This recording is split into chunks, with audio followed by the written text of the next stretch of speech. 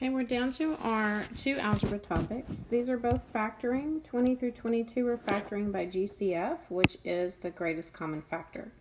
So what I want to do first on number 20 is I want to look at my coefficients. And I want to find the biggest number that divides all of those evenly. Well, it looks like that's going to be a 2, so I'm going to write a 2 on the outside. Now I want to go back and I want to look at the x's. Okay, so for the x's, I make sure they all have an x, and they do. And I look at the smallest exponent. Okay, so my smallest will be x to the first, so that means I can take out an x. Okay, so this is basically distributive property backwards. Okay, so instead of multiplying, you're dividing. So 2 divided by 2 would give us 1. We generally don't write a coefficient of 1. X to the fifth divided by x. Remember, we subtract our exponents. Or I like to think of it as I had 5 x's and I took 1 out, so that leaves me with 4. Alright, so I move on to the next term. I keep my minus sign. 6 divided by 2 gives me 3. And then x to the fourth divided by x gives me x to the third. Alright, I move on to the next one. 8 divided by 2 gives me 4. X to the third divided by x gives me x squared. Or again, you can just think of it as removing one x. Alright, I keep my minus. 10 divided by 2 is 5. I had an x squared. I took one x out, so I'm left with one more. And then my last one, 12 divided by 2 is 6. I had one x, but I took it out, so that leaves me with a 6. Alright, so when you're finished with this, if you want to check it, you should use the distributive property. Alright, if you distribute that back in, all the way across, you should go right back to your original.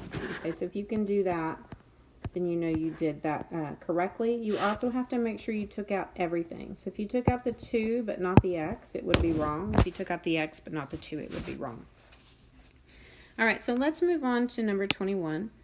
Interesting thing about number 21 is the leading coefficient is negative. So generally, when we see that, we take out a negative. So 3, 6, and 3 are all divisible by 3, so I'm actually going to take out a negative 3. And then if I look at the x's, I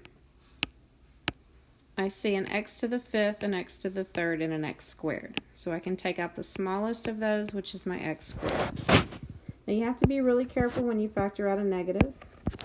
So negative 3 times divided by negative 3 would be 1. And then x to the fifth divided by x squared would be x to the third. So moving on, if I look at my positive 6 divided by negative 3, that would be negative 2. And then x to the third divided by x squared would just leave me 1x. Alright, so then we move on to the last one. Here we have negative 3 divided by negative 3. That's going to be a positive 1. And I'm going to go ahead and write that 1 because x squared divided by x squared gives me x to the 0, which is also 1. So either way, you do end up with a 1 there. Now, the most common mistake people make here is they say, well, I had a negative 3x squared and I took it out, so this should be gone.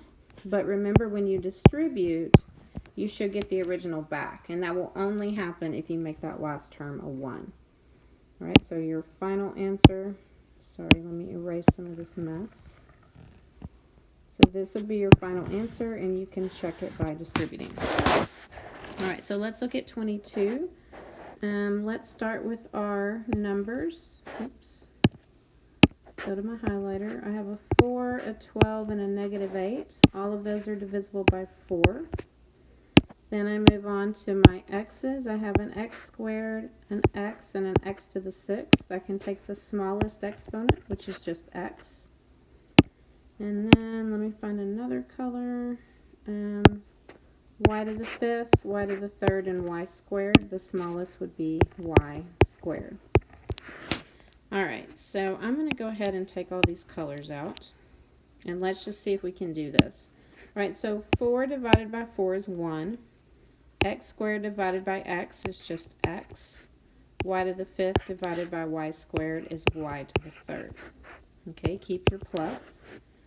12 divided by 4 is 3.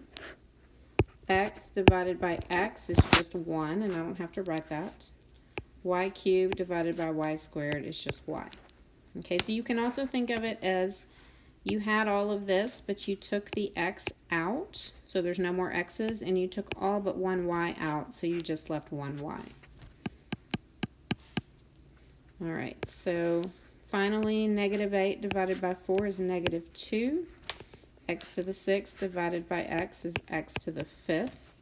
Y squared divided by y squared is just 1, so all the y's are gone. I don't have to write that.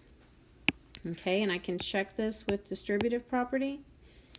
All right, if I go back and distribute, I should go right back to my original expression.